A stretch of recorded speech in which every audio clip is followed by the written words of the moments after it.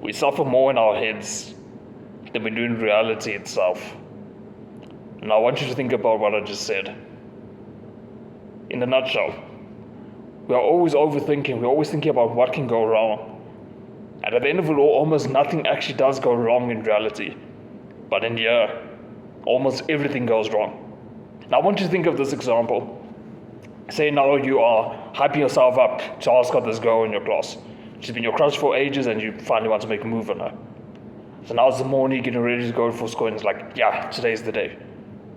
But on the way to school, I know for a fact you're busy thinking, oh, okay, well, what if her friends are there and like they think I'm weird, and what if this thing happens, and what if I like stutter my words? And you're going through all of this suffering in your head, all of this turmoil, and at the end of it all, most of you aren't even going to go up to the Girl Scouts.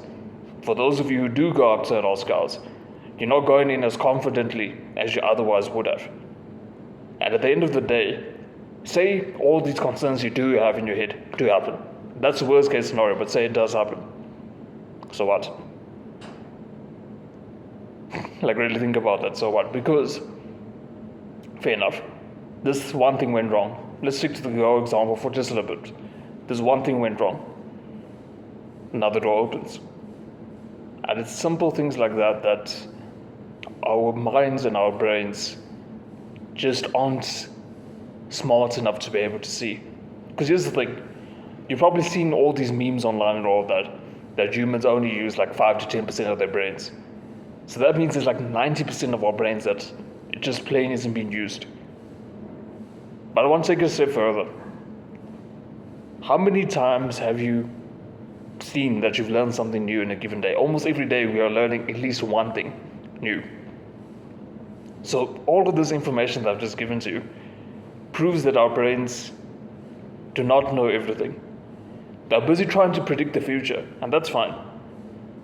But they are trying to predict the future on incomplete data. So of course it's going to make mistakes almost all the time, in fact. Very rarely will it get the outcome 100% correct. Because here's the thing. Our brains haven't really evolved much from like the caveman days. So in the caveman days, our brains were hypersensitive. It was thinking, okay, well, we don't have this proper shelter, I need to go out and hunt to get some food for my family. So because it's always in the state of looking out for your family to protect them, but also get food for them, and they want like proper shelters, it is always worried about, okay, that bear over there might attack us later, or there might be like another tribe coming to us to kill us. So they had valid reason to be in fear state. But what's happened, because our brains haven't evolved enough from the caveman days, it has a little, but not nearly as much as you think. So because it hasn't evolved as much, our brains now are still trying to find these minor problems in our everyday life.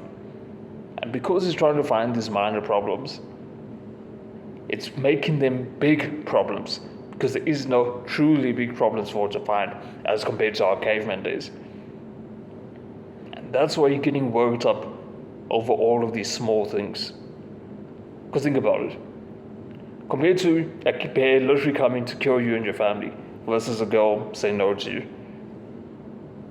I think you can see there's a clear difference in the severity of these two circumstances. The only thing that I can give you some space for, or your brain some space for, is, in a nutshell, in the caveman days, there was also societal pressures, as there are today. So it's like, okay, if that girl says no to me, I'm like rejected from her tribe, and you need to like be in tribes to ensure your survival and all of that. So that's what's happening on a lower down level. But other than that, it really isn't justified. Now, a lot of you guys have probably seen self-improvement space and just online in general. Oftentimes people are speaking about the book, The Subtle Art of Not Giving an F. And this is precisely it. The takeaway from that book, though, was we are all going to die one day. The outcome of our life is guaranteed. No matter what we do, we are going to die. So in light of that, does it really matter what happens between birth and death? Not really. I mean, sure, you do want to now that you're alive.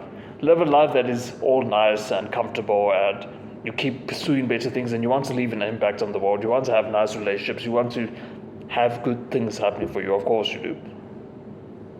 But at the end of the day, you are going to pass on eventually. At which point, whatever happened during your lifetime, good or bad, doesn't even make a difference. And that is the gist of the subtle art of not giving a F. Now, is this me saying you should completely not care about life? Of course not. But rather, what I'm trying to tell you is, when the slightest thing goes wrong, don't worry about it. Easier said than done, but keep in mind that literally it's not going to matter in 100 years from now. Yeah, fair enough, 100 years is way, way in the future, I get that. But you get the point I'm trying to get to. You see, our brain is often trying to protect ourselves from pain.